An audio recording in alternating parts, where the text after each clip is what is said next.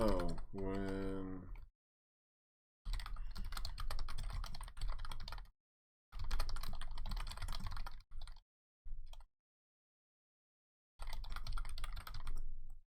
thank you for the heads up.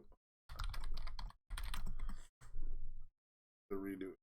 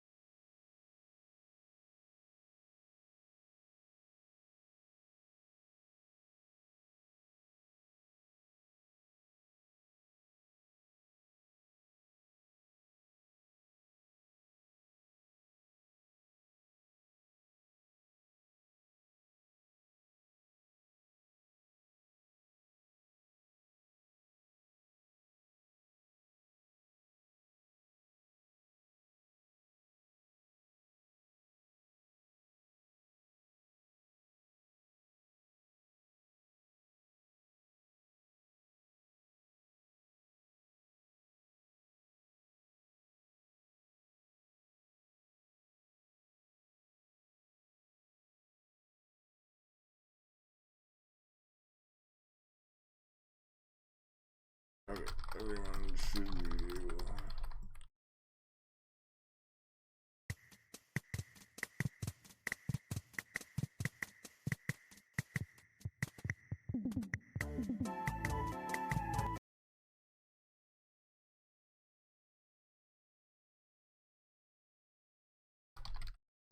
Should be able to see.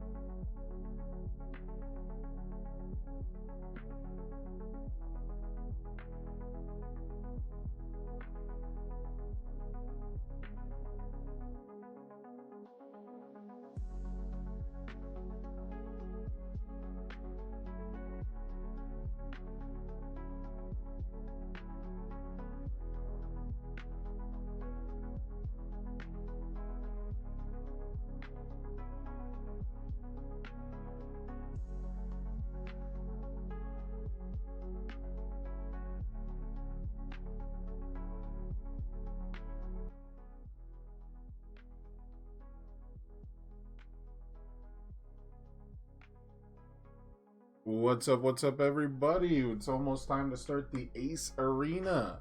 The first ever inaugural Ace Arena brought to you by Undefeated at Locals. Man, I got a really annoying sunspot right on my face. We're about to start the players meeting, so I figured I'd go live with that. And then we should be able to jump into games pretty quick here. Gonna be 4 rounds, single elimination. Well, you'll hear all this in the players meeting, so.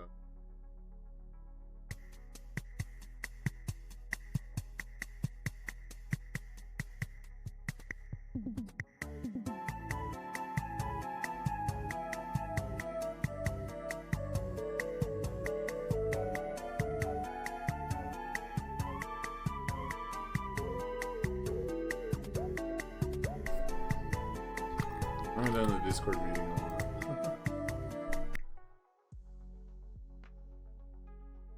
Hello, everybody. Welcome to the first ever Ace Arena. Thank you so much for signing up, for being here today. Hopefully, everybody should have the player role. You should have all of the all of the permissions set up, so everyone should be able to see judge requests, which is right above the Ace Arena chat. The lobby where you guys can hang out in between rounds, and then tables 1 through 8, which should only need 8 tables. We got 16 players, and then after that we're only going to have 8 players. So again, it is single elimination. We're going to be using Tabletop Simulator, as it said on the UGN event page. And so if you guys haven't seen it in the announcements, and I'll probably repost it in the Ace Arena chat right before round 1 goes live, you're gonna need to set up a room. So the way that we're gonna set up the rooms on Tabletop Simulator is the player whose UGN username, so the one that shows up on the pairings, whose first name is alphabetical, who comes first in the alphabet, will host the room. And the room names should be Ace Arena 1 for table 1, Ace Arena 2 for table 2, Ace Arena 3 for table 3, so on and so forth until we get to table 8. And then the passwords should be Ace Pass 1, table 1, Ace Pass 2, table 2, etc., etc. This is very important because the judges will be going in and out of games. They will be checking on different games, and sometimes they need to enter the room so they can understand what's going on fully. That being said, you do have to use the chat channels as well, so the judges can jump in tables 1 through 8, so they can communicate with you and help assist you. If you do need a judge, please go to the judge request channel and use @judge. Do not just @Peyton, because we do also have Apprentice 64, I believe is the app, but just @the judge, and then a judge will assist you as soon as they can. It should be pretty easy, pretty simple. We got 2 volunteer judges today, so I don't expect there to be too much of a wait. And then other than that, it should be the normal 60-minute time limit, the normal standard rules. However, because we're not exactly doing a top cut, but we are doing elimination rounds, and we do need a winner, at the end of the 60 minutes, player 2 will finish their turn as normal so that we have an even number of turns. And then we will start turn 0, 1, 2, 3, just like Top Cuts does at the time limit. And we will follow all of the normal Top Cuts time limit procedures after that, because we do have to have a winner. We cannot have a draw because this is a single elimination bracket. Other than that, I've got everyone's deck list. Everyone should have the channel roll.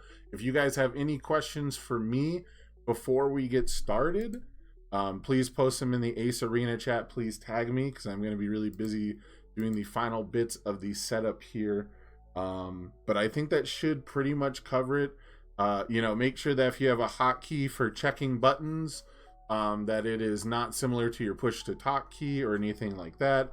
I make this mistake all the time because mine is right next to my escape key, and I use the escape key to close the windows when I'm searching my usually my discard pile, but any zone, and I accidentally bumped the control check key. So this is a serious tournament. There is prizing on the line. We're playing for first place. It's a pre-order of Heroes of Exandria. Thank you to UndefeatedAtLocals for sponsoring this event. Second place is going to get $20. Everyone else, thank you for showing up. So make sure that we are you know, abiding by all the rules. This is a competitive event. I don't want anyone to get the wrong idea. So make sure you've got all your hotkeys in place. Make sure, you know, we're not bumping, flipping the table, anything like that.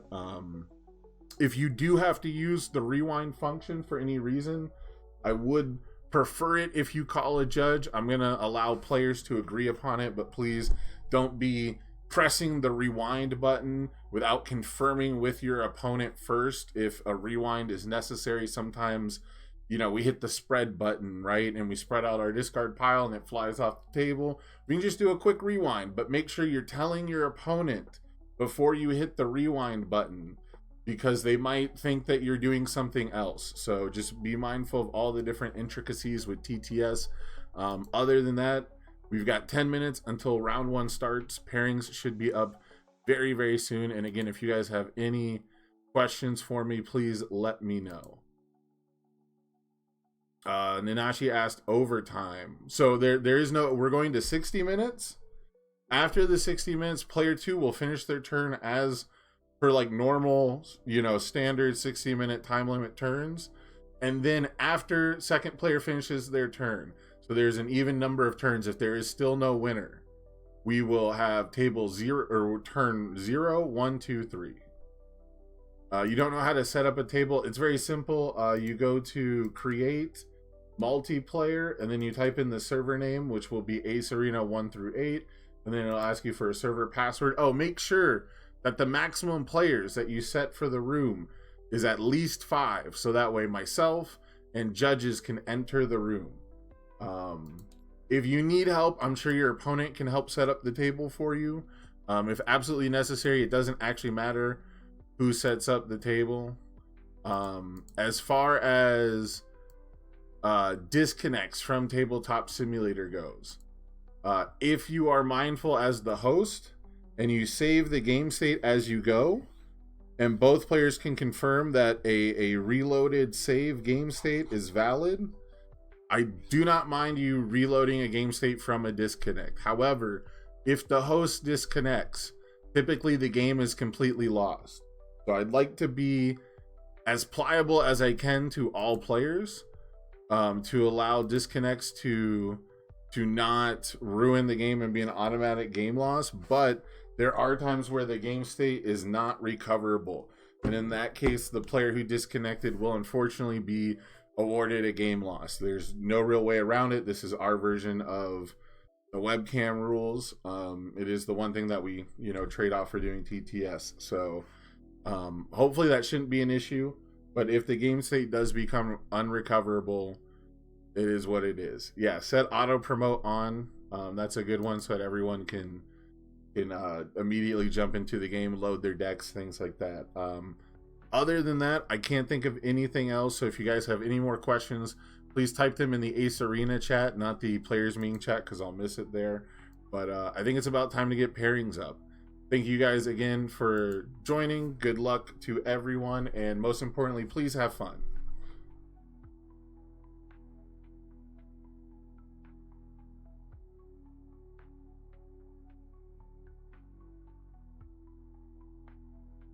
All right, that should cover everything.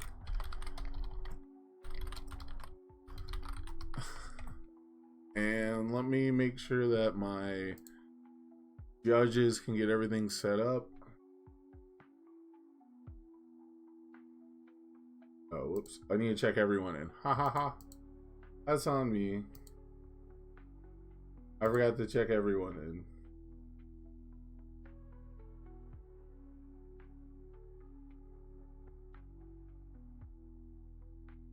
Okay, all players are checked in.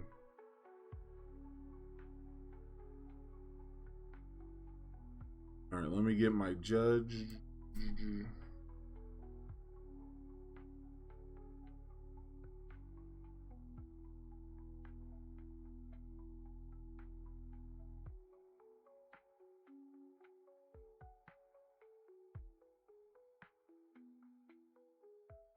All right, looks like we got full pairings. Pairings should be up.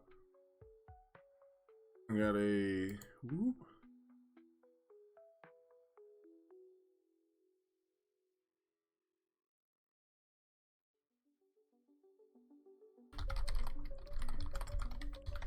All right, chat. We should be doing a solo cast for most of the day. So, I don't have the deck names here necessarily. Oh, we got Tam versus Rebby for round 1. That's rough. If you guys see a matchup you want to see, if you see a matchup you want to watch, please type it in chat. We got TC versus Disaster Dan. That's probably a good one. Okay, Brent versus Snuggy. Rudy W versus Mitchell P. Okay. So what's kind of tragic, guys, is only half of these players, I should say, only one side of this bracket is gonna move on. So you might only get one chance to see them.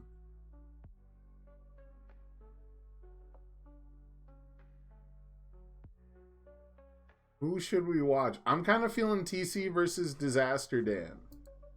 TC usually cooks on something a little specific. I don't want to spoil any of the deck lists, even though I've been sent them. I didn't like look through all of them. Oh, I need to message my judges.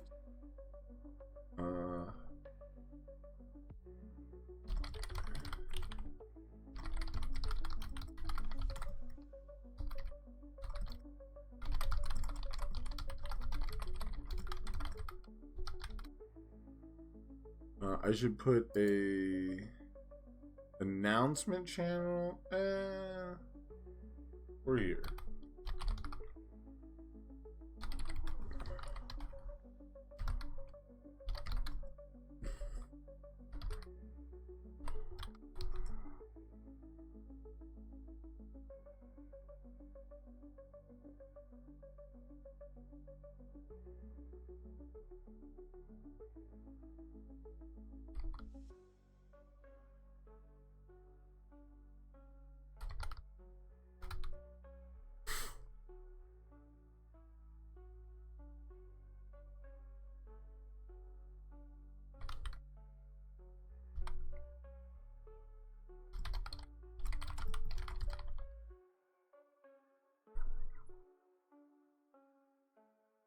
All right, yeah, I think we're gonna go to table 3 for this one.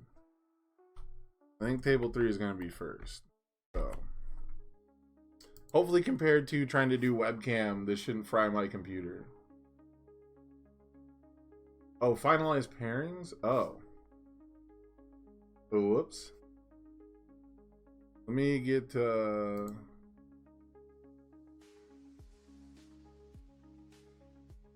sorry, I usually have a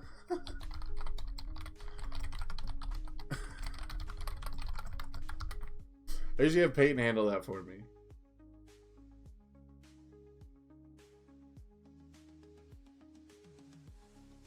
All right, it should all be set up now. So I think we're gonna go to table 3 first, unless I have any objections from chat.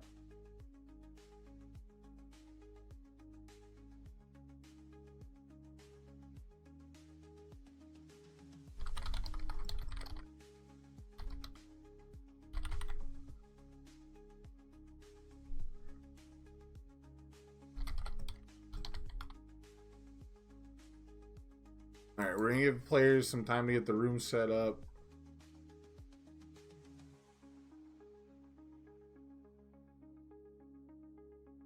Now, I wonder, should I sit in the room? I don't think so. I don't think I'm gonna sit in the Discord room. It would be probably good for the content to have the players voice chat so I can hear like what enhances there are and stuff. But I feel like the authentic Universes Games presentation requires me to just guess at what plays are actually happening based on context clues from the board state. So I think I'm gonna rock with that. I think I'm trying out the solo cast for today. So I'm trying to change as few things as possible. Like today I'll be able to like view all the cards and like you know, zoom in on them and stuff. So so this should be Disaster Dan hosting this room. Let's see, join. See all the little ace arenas. There we go. We're going to table 3. Table 3 when it pops up. Oh, people are putting the dashes or not. That shouldn't be an issue. They should all. One of my favorite experiments, by the way, for anyone who's watching, thank you guys for tuning in this early on the Super Bowl Sunday. Oh, I gotta type in the password. But one of my favorite experiments is have people give the same instructions. Tell people like, oops. What did I set the password to? What did they set the password? Imagine round one, we already got wrong info out. Where is... Here we go.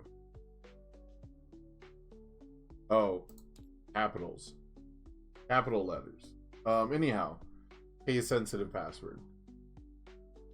But yeah, one of my favorite experiments, social experiment kind of things, is ask people to give the same instructions. Like, you basically give instructions to someone and you say, give this instruction to a group of people, you know, and have different people give it to the same group or to different groups, and just watch it, how different it is, right? Look at how different, like, two different people interpret those instructions, how they give out those instructions, and you'll see crazy stuff. Speaking of crazy stuff, we got Sung Jin Woo starting things off.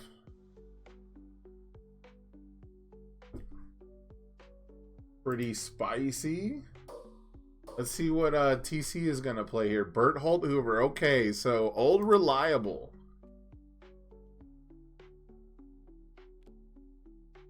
Got Old Reliable popping up here. Is this a good zoom? Let me know if this is a good zoom amount, chat. I don't have like a fancy Tam Cardwell sort of layout yet. I don't think I've actually hosted a TTS event outside of the very, very first event I hosted. I guess I've only hosted like 2 events. Webcam Warriors, and I did win a pre-order of set 2, actually. And I think only 10 people signed up. I did like maybe it was more, but I did like I think it was a $15 win a box for, was it Heroes? No, Heroes Clash was set 3. What was set 2 MHA even called? Crimson Rampage? Alright, so it looks like we got Bert Holt going first here. Oh, maybe I should zoom out to see the hands. Have they drawn hands yet? Ooh.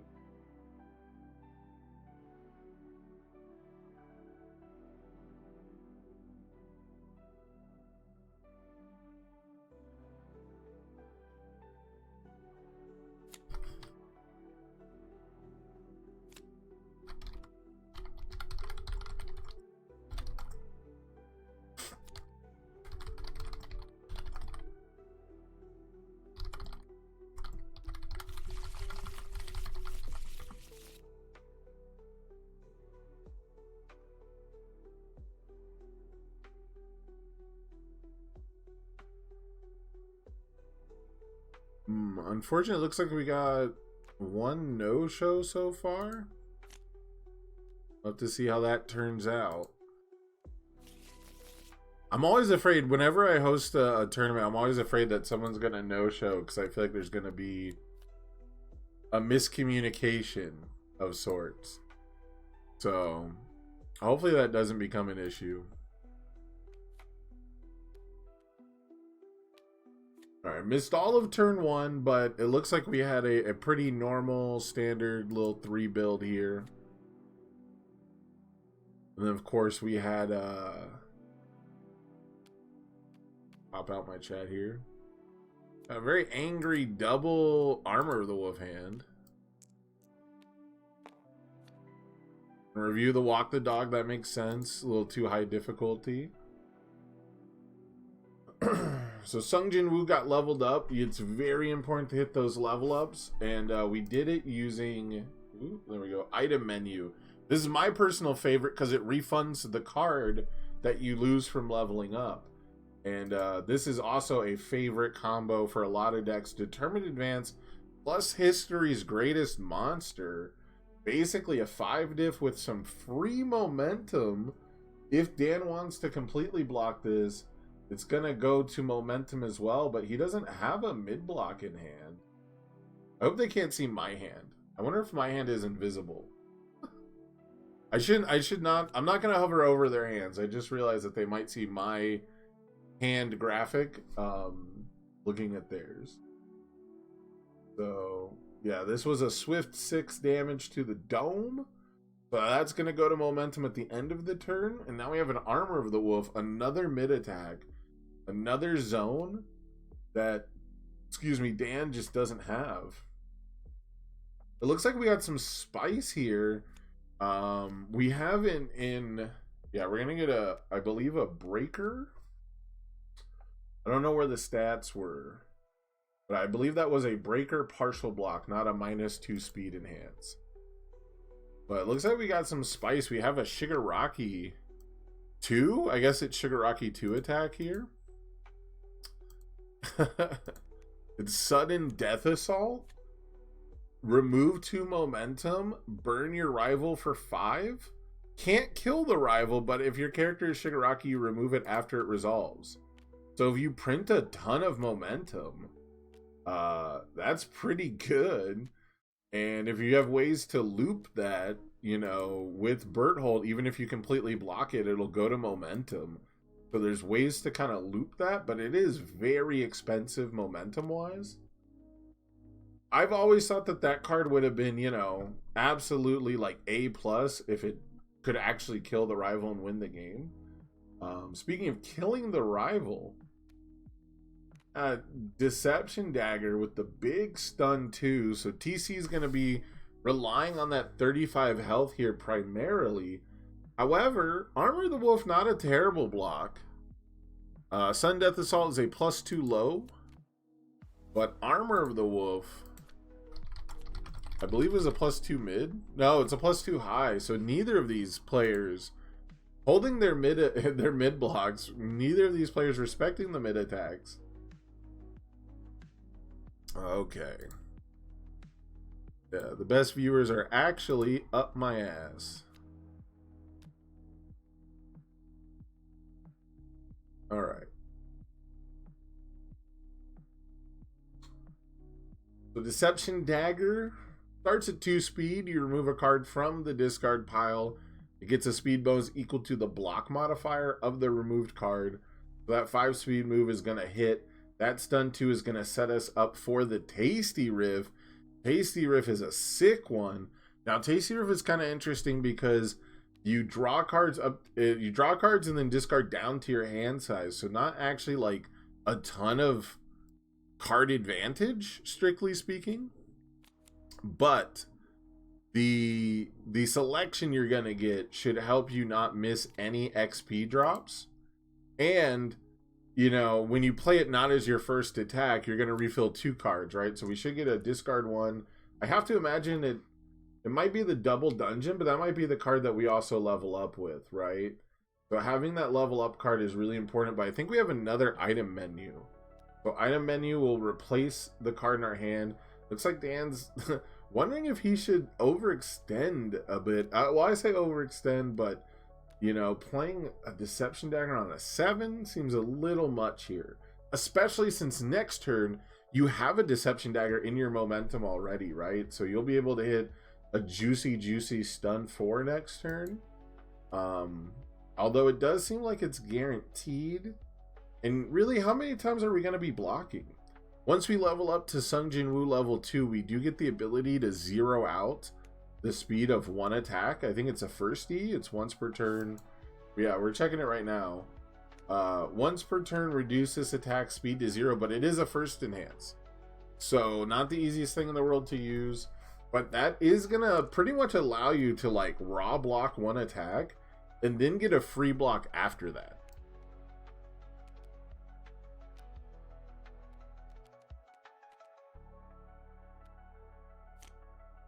Yeah, so we do see the level up here. Looks like it was the item menu. We do get to draw another card. Yeah. But Armor of the Wolf is staring us down. So Armor of the Wolf, every time Dan passes an enhance, it's going to get +1 damage. So it starts out at 5 mid 5. It becomes a 5 mid 6 very quickly. It has EX3 and Powerful 3. So the stats on this one are super modular. I am genuinely surprised that Armor of the Wolf was not like the major win condition for an entire year. I was really like the same way that the format warped around like Godzilla and Mimic and like Chaos decks that like get like 1 or 2 momentum and just kind of hold it over your head. I thought Amajiki was still going to be very playable with cards like Armor of the Wolf and just ramping a bit more like face down momentum. So this card's super powerful. It's going to get blocked and then go into momentum. It doesn't actually go, or it does, I'm sorry, it does go face up, which feels like very, very, very cheap. It feels like it shouldn't actually go face up, but it does because it's going from a live zone into the momentum. So it doesn't need a special ability from a character to do that.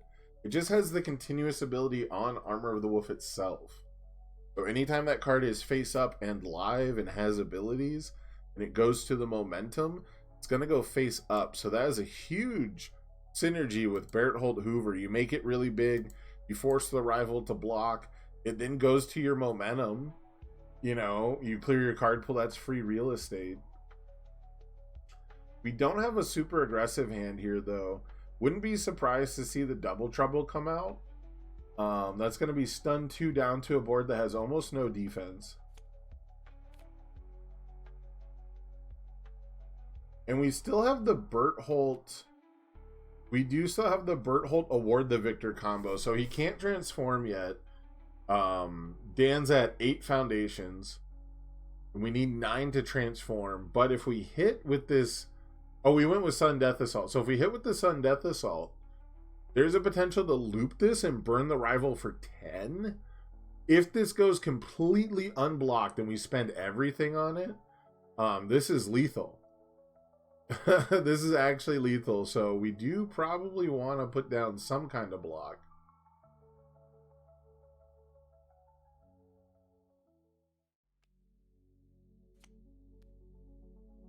Yeah, we are going to be spending the 2 momentum. Drain you for 5. Puts the first E down to 0.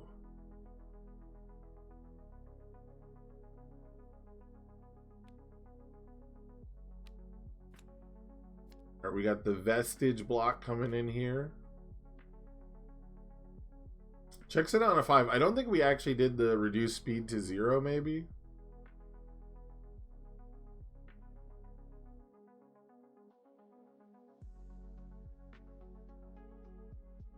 Gonna look through the discard pile real quick. Gonna check what block zones our rival has.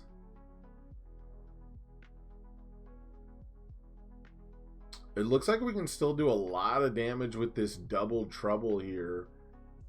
All it's really gonna take is some bad block zones or 1 bad block math. I got my cat at the door. I'm gonna let him in.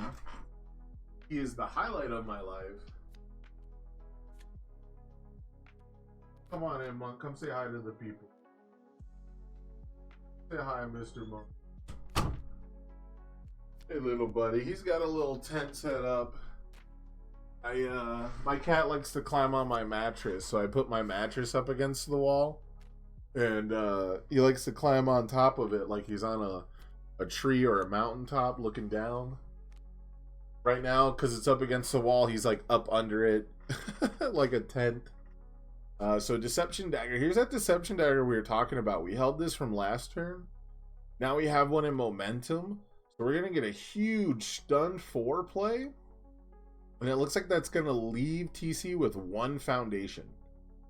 The real question, though, is which foundation do we leave up? Is it struggling with studies to potentially loop a runaway? Or is it going to be -2 speed so we can potentially full block an attack and not lose any health? If I had to guess, I would think that we are going to leave struggling up and try to hit a double runaway play. Dan's not on a huge board yet. So clogging the card pool for a second attack should be pretty effective in general. But if he plays a third attack into struggling, he knows it's going to be a runaway play. The only thing, though, is if we can stun out struggling, not only does that shut off another runaway play. Hello, Mr. Monk.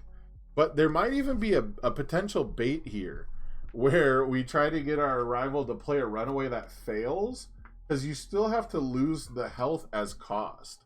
So it becomes kind of a double whammy. Please don't sit on my keyboard, Monk. I love you so much.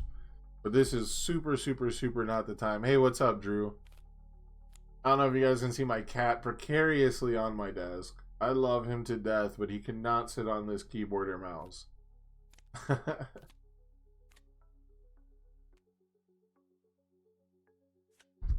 You are the best, Mr. Monk.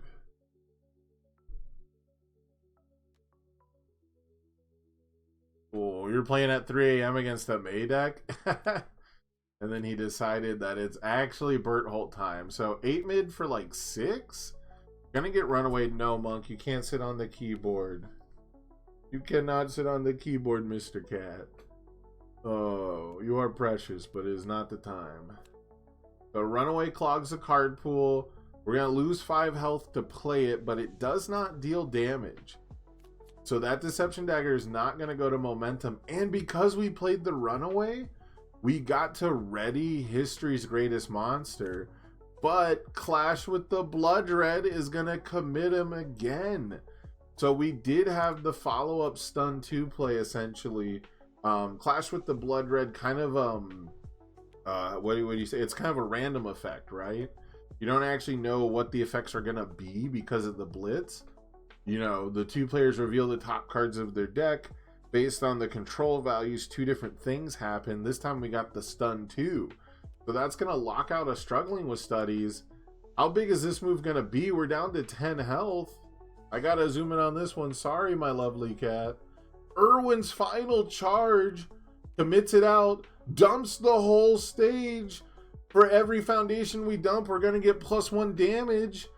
If we dump 5 or more, we're going to get 5 speed. Combined with Sung Jin Woo's damage pump, this is a 10 high for 14. And that's going to be game 1 to Sung Jin Woo. Dude, a lot of people have been low on Sung Jin Woo. A lot of people have been complaining about the competitive viability of Sung Jin Woo. But that was, yeah, Dan is just him there. You know, granted, TC, I think, checked a 3 on the runaway. That allowed that tiny little opening for Irwin's final charge to get in there. Because, again, if TC is able to pick up runaway with that struggling with studies, I don't think there's any shot that we win the game there, right? You know, Irwin's final charge, we can just respond with runaway. You know, because if we checked a 5 the first time, we would have had the resources to at least attempt a runaway and check a 5. Might have only had 1 foundation left still, so interesting stuff to consider. But the runaway defense not doing it for game 1. Not quite all there.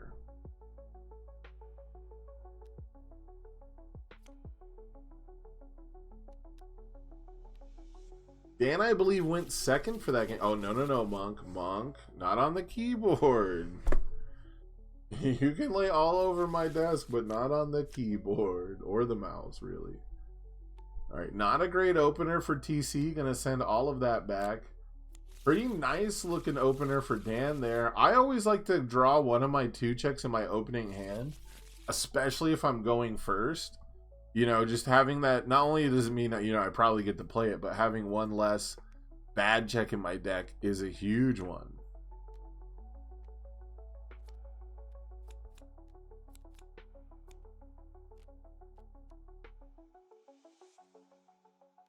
Hey there, big kitty. Come on, Monk, not on the keyboard.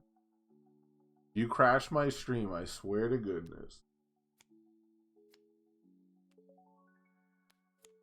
All right, 3 build plus an asset Vertical maneuvering equipment, really good one. Probably would have kept us alive game one.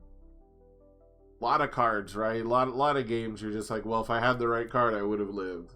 So, not great analysis for me. But new training method with Keiko's aid. All right, we're going to get the level up. We're going to draw a card off item menu. And then we're going to put down the double dungeon, I assume. Yep, double dungeon, because we played 2 checks.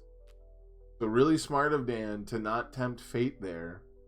Because we did end up having to commit our character from all of our 2 diffs that we ended up playing.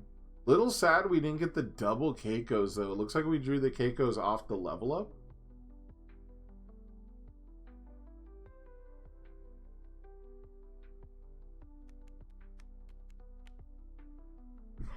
Hey, come on. No bite. No biting.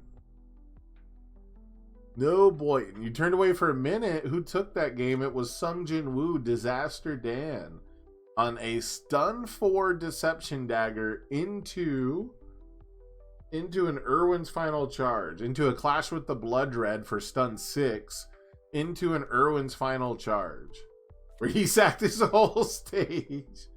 And he said, you know what, brother? If I don't win, you deserve it. What a precious little cat.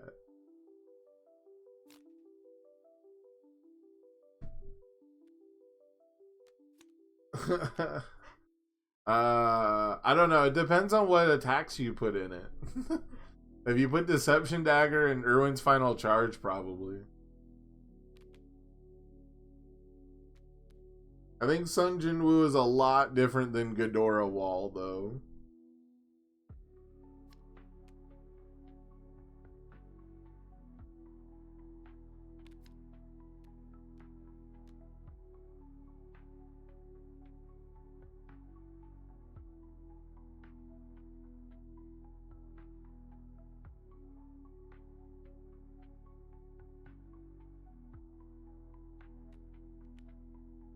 Okay, another big runaway here.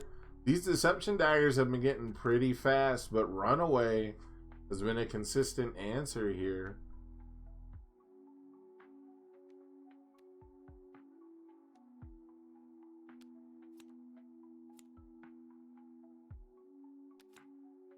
We're going to end up on double Keiko's aid for Dan. It's looking pretty good for him as far as, you know, buying one more turn. However, last game we had a really nice momentum play, right? We had the really nice Deception Dagger in our momentum for that stun 4 play on a follow-up turn. And because of runaway, we're not going to have that Deception Dagger in our momentum this time.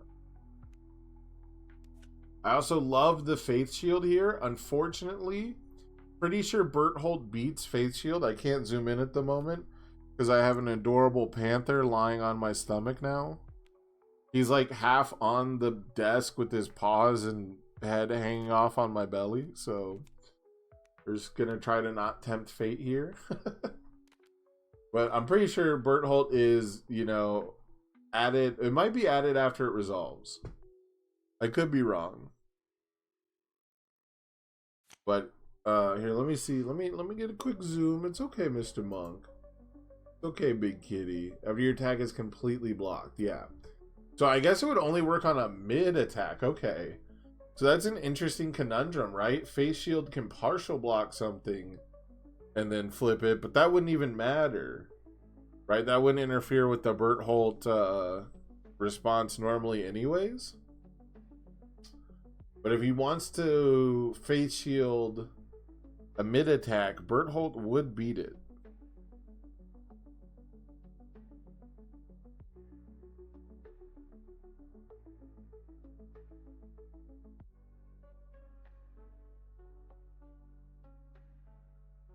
Looks like we're trying to figure out if it's worth it to play Walk the Dog on a 7. Which I have to guess it's not. But there is reasons to do so. But I would have to assume they're not good enough. And we are in fact going to get the build 3. TC still with the award the victor in hand, a unique foundation, and one in stage. So building it would just destroy it. Would destroy one of the copies at least.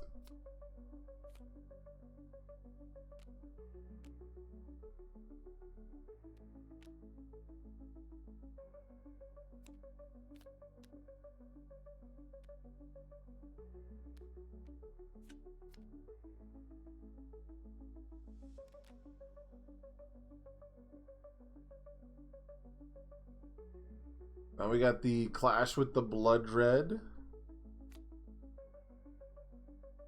Looks like we got the commit 2 out of it.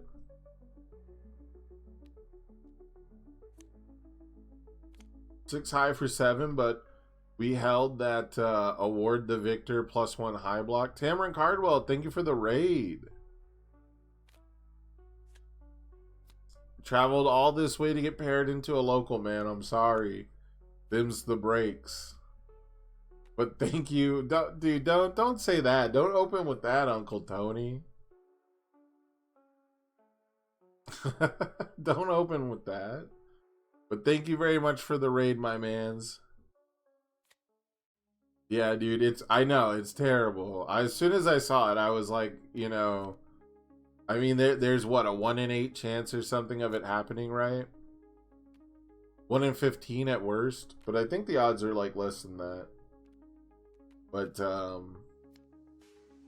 yeah, that's the classic. It's the classic, man. You go to an event, you're the only 2 people from the same place. You're gonna fight each other round 1 or for a win in. So not how they wanted it to go, I'm sure. But you had to expect, right? Between 8 tables and then 4 tables, even if they both won, they were probably going to fight each other in semifinals. Just, you know, statistically pretty likely. So here's an interesting one. We got Vast Hybrid Chimera Kraken. Faith Shield coming down. Partial block, so no Berthold response. Faith Shield going to flip it, so no damage, and it can't go to momentum because it is now face down and not an attack.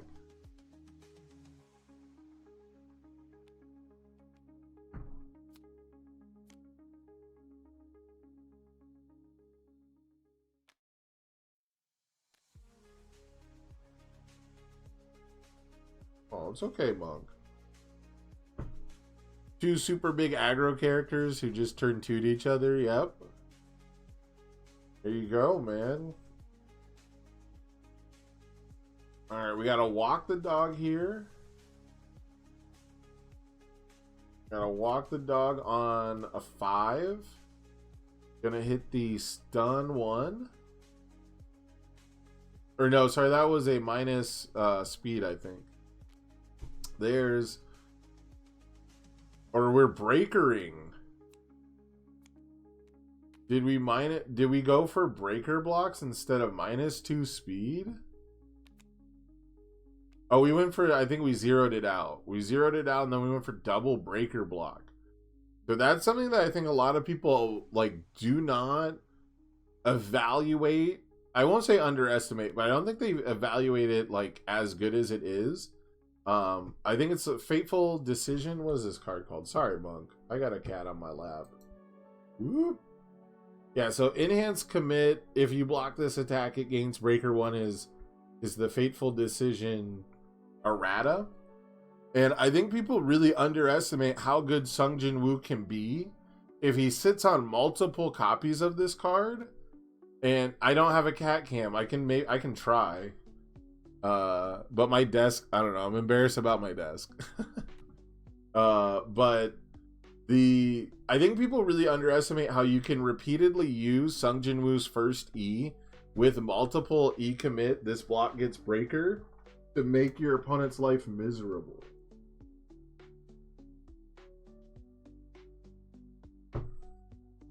Ow, now he's gonna bite me. Now he's mad because I moved. It's okay, Monk. He's a very good cat. He's smoky gray. He's a smoky gray little demon, and I love him.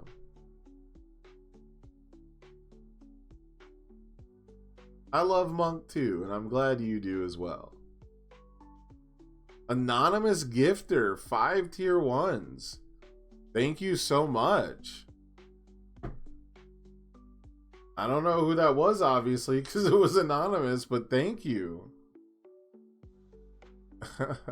I appreciate that so much. And I'm sure Mr. Monk does too. See, he likes to put his head down on me. He likes to put his head right here. He's like on the desk, but he likes to put his head on my belly. Cat also on lap. Call to Paul winning. Call to Paul stays winning.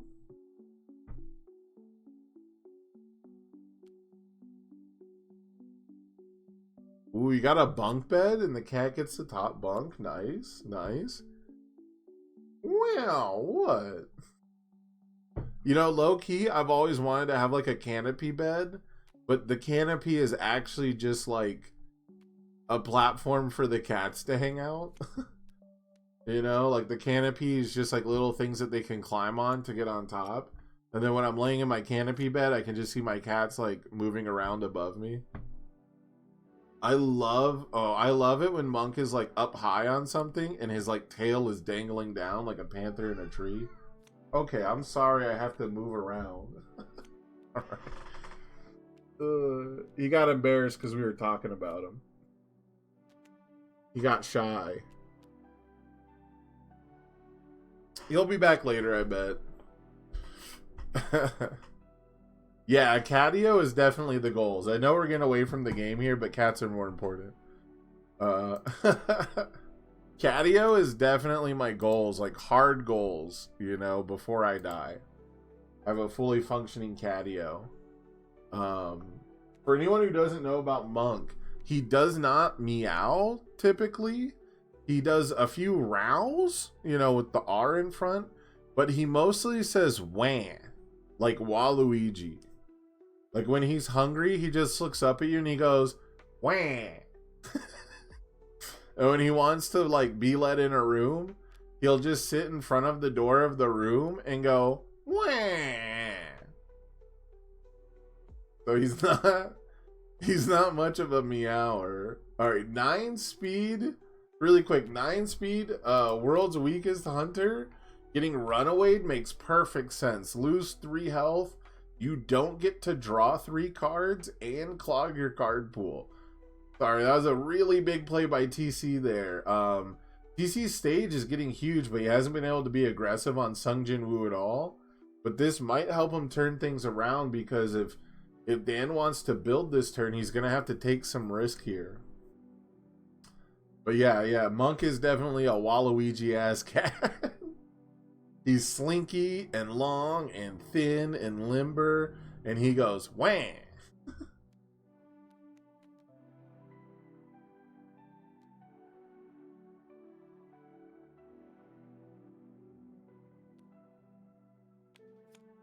There it is. It's only one foundation, but it's something. He needs the hat and stash. My mom would love to dress Monk up. All the cats I've had, my mom like wants to give like cute little outfits to, you know, not like super deep, but she would love to like put a little hat on him. You know, I've thought about getting him like a witch's hat and like a little cape, like a little cloak. There's a cat on the internet called Monk the Vampire Cat, because his like fangs hang down out of his mouth, and they dress him up like a vampire, and I think Monk would make a great vampire. But there's already like a Monk the Vampire Cat, so I don't know. People would think we're copying him. But Monk would make like, for like Halloween, Monk would make a great Dracula.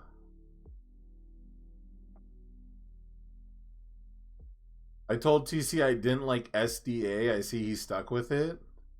Yeah, he did stick with it. He played it game 1 and burned him for 5. But the breaker blocks stopped him from capitalizing. I think Sun Death Assault is cute. It's about to rotate. There was probably a deck that abused it and none of us saw it.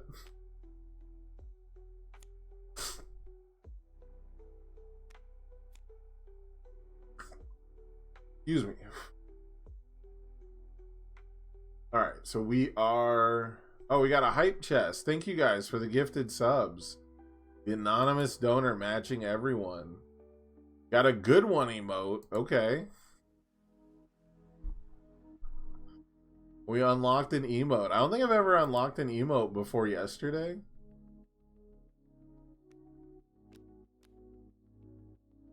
Oh, I got a few.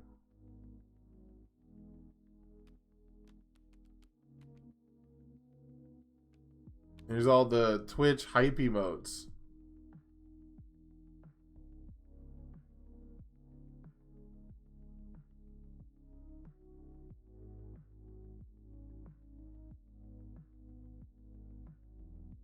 Oh, Ryukyu trainees? Yeah, Ryukyu trainees with the Ward the Victor is some real spicy turns. That's a card I should play more often because people block like exactly once very reliably. And you can do some crazy stuff with it. But it is going to be only one time that they block traditionally. Looks like we're opting to partial here. So we're going to lose one for blocking. We're going to take 3. Or did we zone change? Okay, we are going to take 3. We're going to get 3 breaker blocks. But Award the Victor is going to give +2 to our check. So we're going to Burt Holt. We're going to transform. We're going to burn or ruin one. Sorry, we're going to ruin one. Oh, and burn for one, right? I can never remember which one's which. All right, Monk. Gotta be careful on the desk now. Oh, it's so bright. All right. Hopefully this doesn't fuck up the stream, but my cat wants to sit in the window. And you know the cat gets what the cat wants. You know the cat already gets what he wants. He wants to be in the window. So he's in the window. Sorry for the noise. Lighting actually probably got better from outside. So we are going to play this Determined Advance once again. Through the breakers, it looked like. We're missing a lot of action here. Chat calling for game 3. Yeah, dude, it looks like his hand is stacked.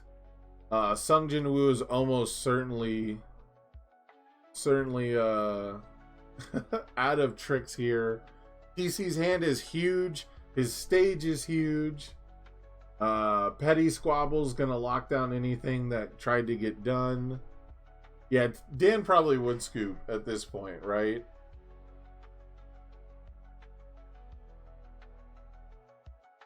We've got Walk the Dog for 12 and Determined Advance for 9. And like neither of these are gonna be like Determined Advance is gonna be a 9 mid-9. Come here, Monk. Come here, bud. You little cat butt on stream? Huh? Am I gonna have to change the viewer rating for the cat butt? He's back. Oh, I gotta tilt it down a little more. Ooh. Alright, he's off center this time.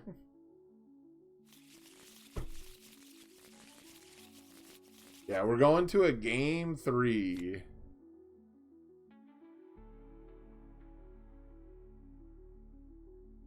Ooh, that's a good cat. Can you guys hear him purr?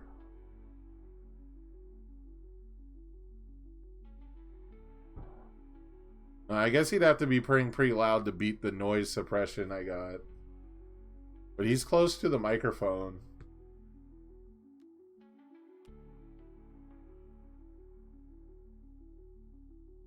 Yeah. I don't want to mess with my microphone settings because my audio is already, like, bad enough. But I bet I could like set it to default and you could probably hear it. But then you'd also hear like all the static from the room.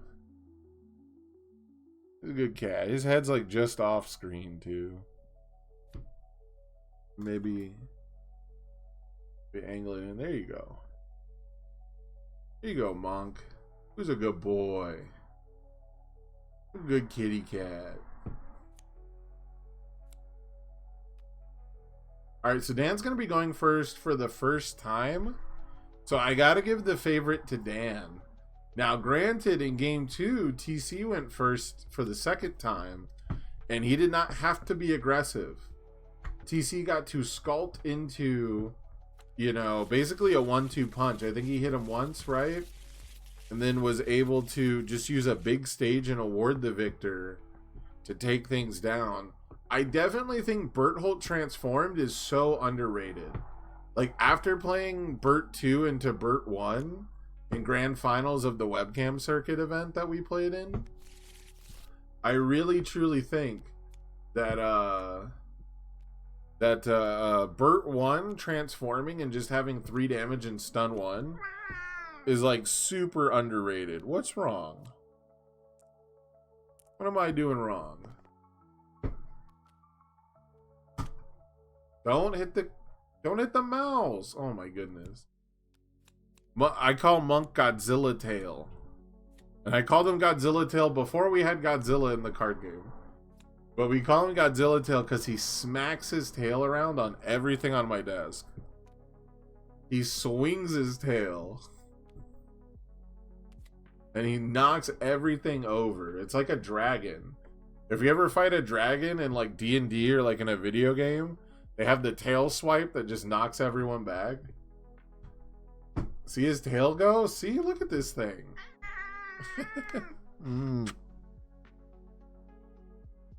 Wow, what's wrong? See, look at his tail. He's just slapping. Smacking. He's smacking his tail. I'm watching things on my desk jump as he thumps his tail. Alright, we got a tasty riff here for Dan. This is our 2 check. So if you notice a lot of spam and new training methods. No. Come here. Oh, okay. Alright, well I modify my whole world for you and you just leave. Alright. I see how it is. Oh yeah, I remember. I think I saw a picture of Kaiju. It's been a while though. Kaiju's a great name, by the way. Kaiju is a fantastic name for a pet, but especially a rambunctious kitten.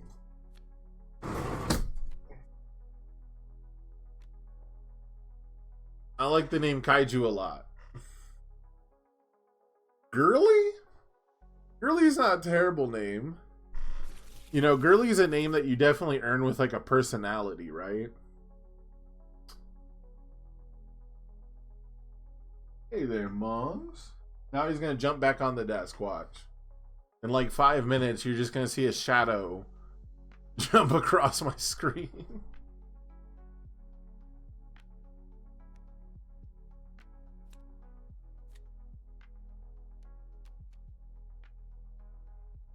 Did we disarming the riff?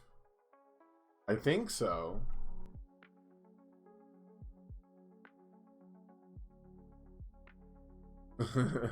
Hey, girly. That would have been funny. Oh, if you disarming glance, you can't build the 0 either. If you disarming glance tasty riff, you can't use either ability. That's a good call. Sorry, I was distracted by the cat. But that's a good call, Paul. You do have a deception dagger on a 6 though. It's gonna check a 3 and we're gonna get runawayed. Alright, so I said the advantage was gonna go to Dan. But yeah.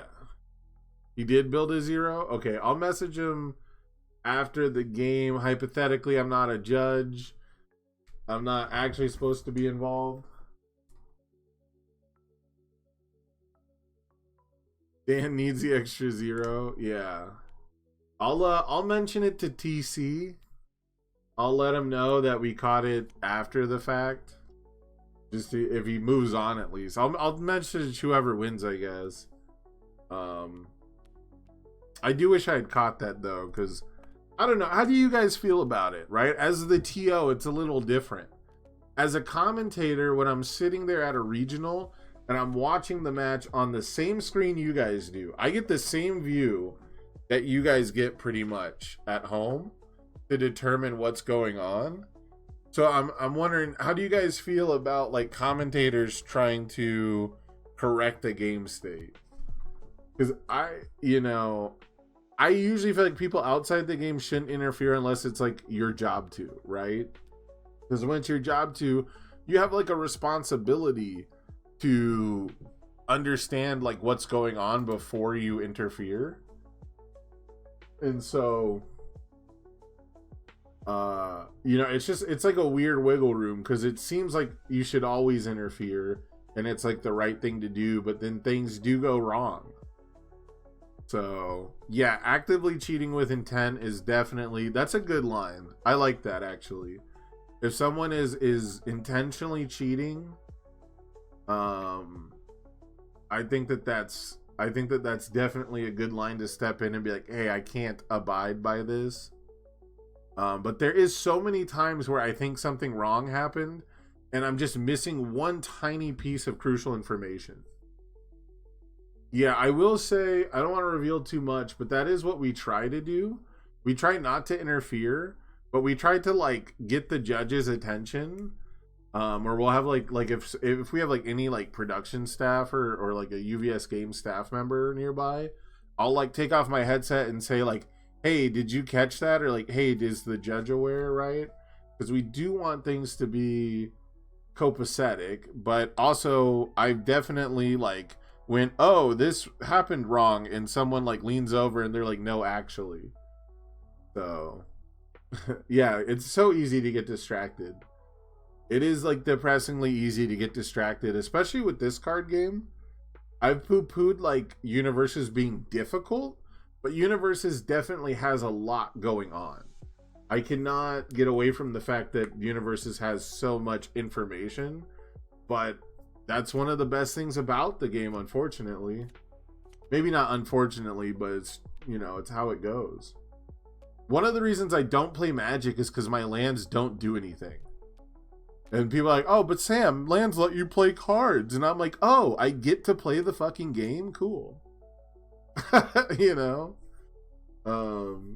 Never been a massive fan of the one resource per turn system. Other resource systems have always seemed so much cooler to me. No resource system like Yu-Gi-Oh, though. That's too far.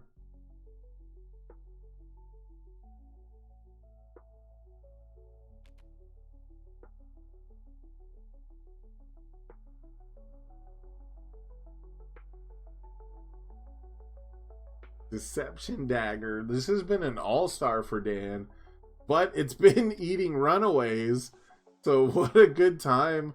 What a good card to remove with Deception Dagger, but you have to imagine it's going to get runawayed again. Oh, man. PC eating so good off these runaways. With us struggling with studies, too. Has to feel secure. If he checks a 5 here, he's got to feel pretty secure. Hard time with games where you draw 1 a turn? Oh, yeah, dude. Discard is my least favorite in every card game. I would rather get milled out 1,000,000 times before somebody makes me discard my whole hand. Welcome back, Mr. Monk. I can't adjust everything for you again. I can move my keyboard up, but that's it, bud. I can't keep doing this.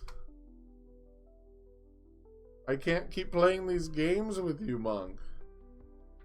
Please do not walk on the keyboard. You are quite a menace. Not on the keyboard. Don't sit on the keyboard.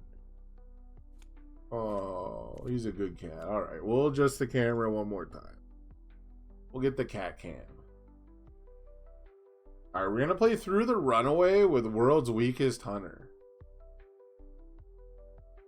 4 diff, commit 1, potentially draw 3. Feels pretty good to me. I don't hate that at all. And because it's our second attack, we're not going to get to pick up this runaway. Gonna EX it. Get that speed all the way up.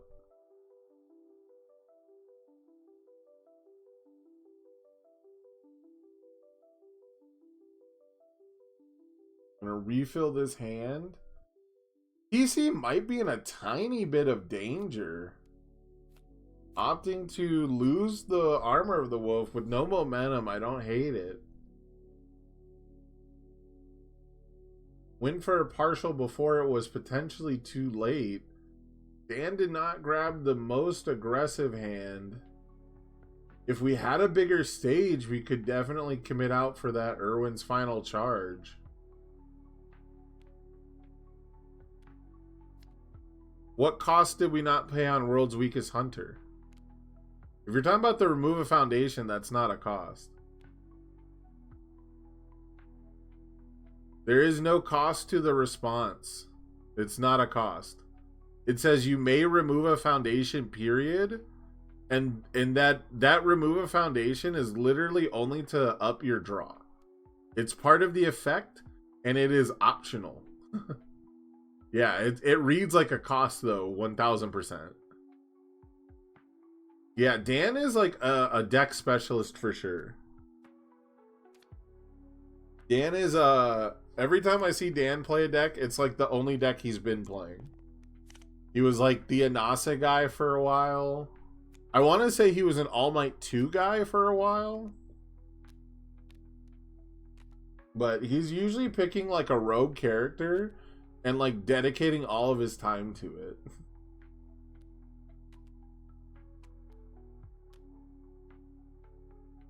Uabami, that's right. He was Uabami guy. That's what it was.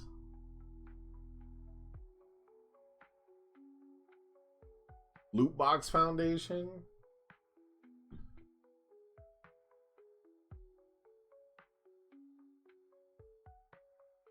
I should probably get one of the judges to be, well, after this round.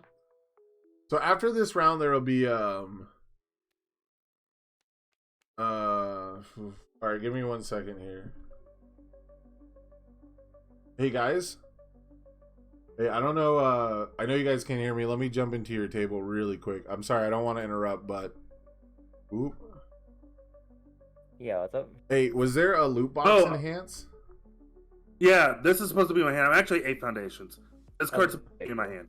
Yeah, I'm sorry. It was just super important to the game state. I hate to interfere, but yeah, it's super important because that means I'm at 8 instead of 9. You're 100% correct. Sorry about that, fellas. I'm jumping out now. Yeah. All right. Good call, chat. Good call. We did it. We did the right thing. I hate interfering like that because it's so, like imagine if TC would have won and it's like, oh, if I wasn't on stream, but it's like the right thing to do, right? It is like the right thing to do. So good call, chat. I'm looking at the cat. I'm distracted by the cat. So after this round though, we should have a judge for every game. After this round, there should be, the 4 tables, or no, there won't be a judge for every game until the next round, until there's 4 players. But after this, we should have a judge. I'll probably put one in the stream room. Yeah, it was definitely a good time to jump in. I had to do it before TC did a form. And it sounded like from their conversation, he had just asked, like, oh, you're at 9? So, good call. Oh, I hear my mom calling for the cat, but she doesn't know he's with me. She doesn't know the cat's getting loved on here.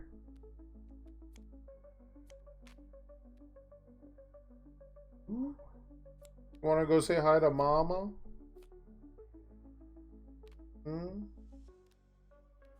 Mama came to visit. You want to go say hi to Mama? TC building into Deadlock. I don't know if we've seen a Deadlock ability yet. Deception Dagger doesn't have one. Oh, Tasty Rift Deadlock. Powerful 7. TC has no momentum because he has not been attacking, and he got his momentum ripped out, I think, right? I don't remember. Oh, he's been using vertical maneuvering, if I had to guess. I'm admittedly doing a dog shit job casting this game because I'm petting my cat, and I am making sure that he does not roll his butt onto my keyboard and close every application I have going. But it's a small price to pay. It's a very small price to pay for a Mr. Monk. Look at his tail. I don't know if you guys can... Oh, his tail's like just off screen. His tail is hammering. He's hammering. What's wrong? What's wrong, babyist? What's wrong, babyist kitten? What you rowing at me for?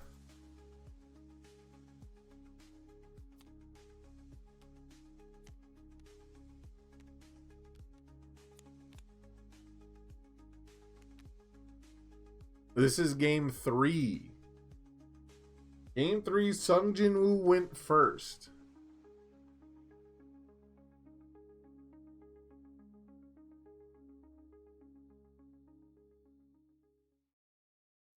The precious cat.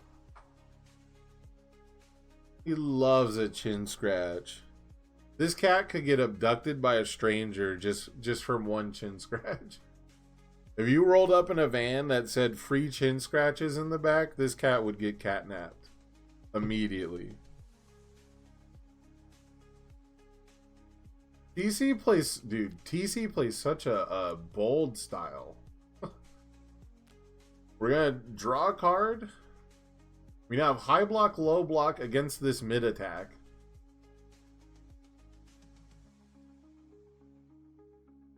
We have what? 8 foundations. So off of a partial block, Dan can go for lethal with this Irwin's final charge.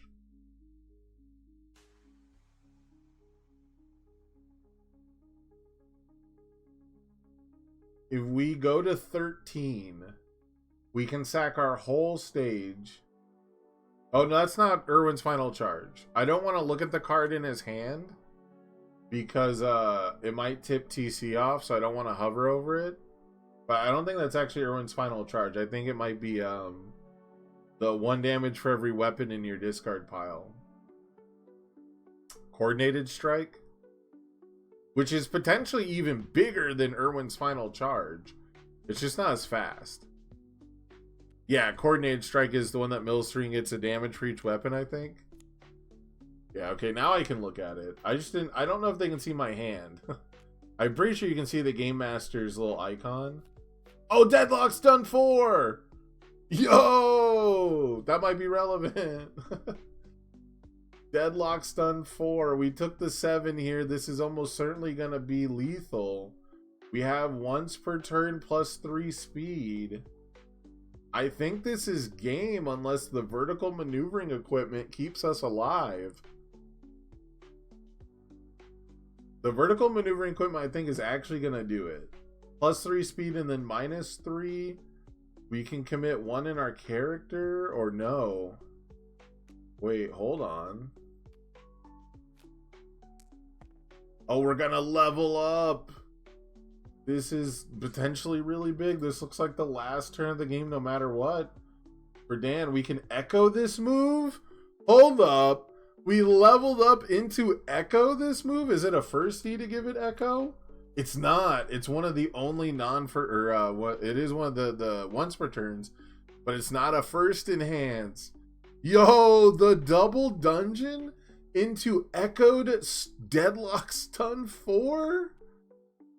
This is absolutely crazy. What a game. The level up into... Okay.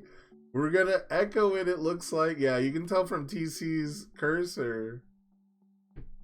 Hold up. What's going on? Okay. We had to pass it. We had to pass the block. Now we got to pass the echoed attack. We're going to do the blitz. Oh, can you imagine? What if he like cycled off the blitz and got no damage? How tragic would that be, dude? So we get to do the blitz and deadlock stun 4 before our rival gets to do anything.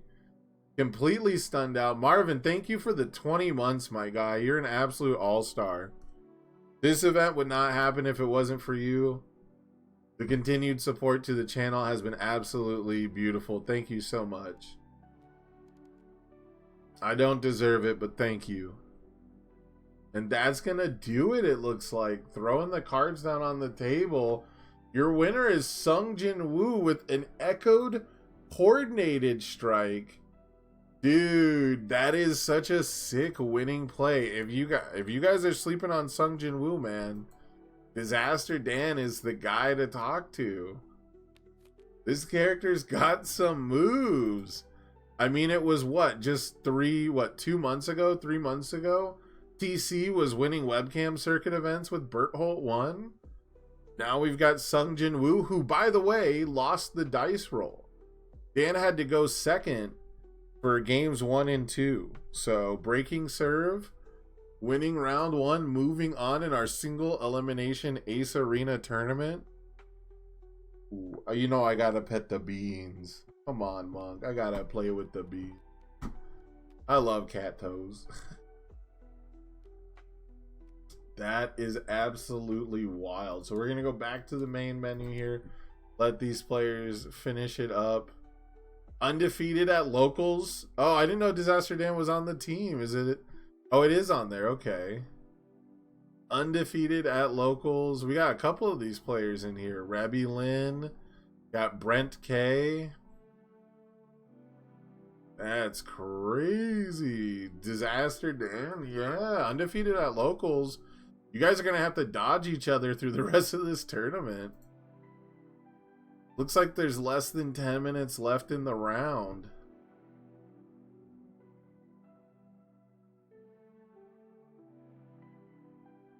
Oh, it's overtime now.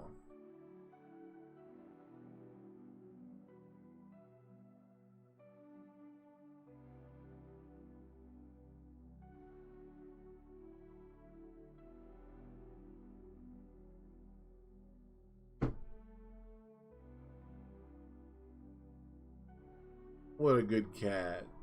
He normally doesn't hang out this long up here. He's been chilling this morning though. You got knocked out by one of your teammates? Oh, Surf Wiz. That's oh, I just had his name. Fuck. Surf Wiz is Steven, right?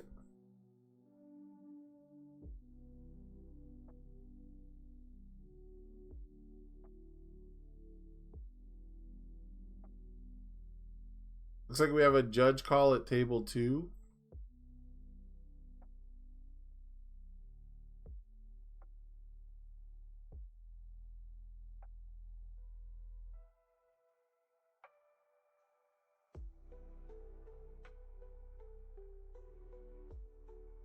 Probably wondering what the exact time limit rules are. We did like a modified time limit rules because I'm not trying to be here all day.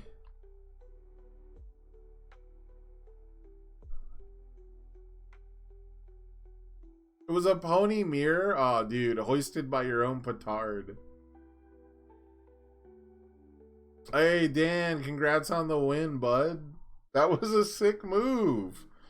When you did the double dungeon to level up, that's when it, like, pinged for me, right? That's when I was like, oh, shit.